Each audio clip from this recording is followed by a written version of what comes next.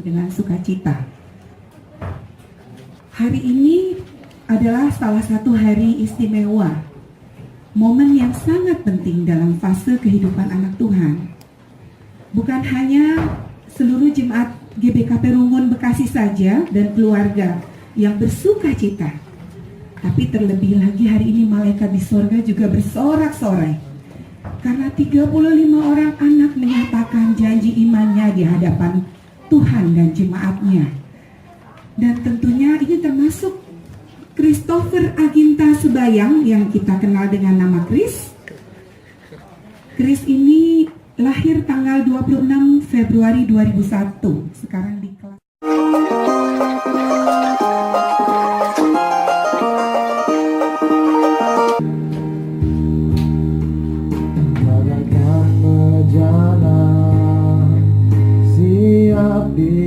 dibentuk demikian hidupku di tanganmu dengan urapan kuasa rohmu ku dibaharui selalu.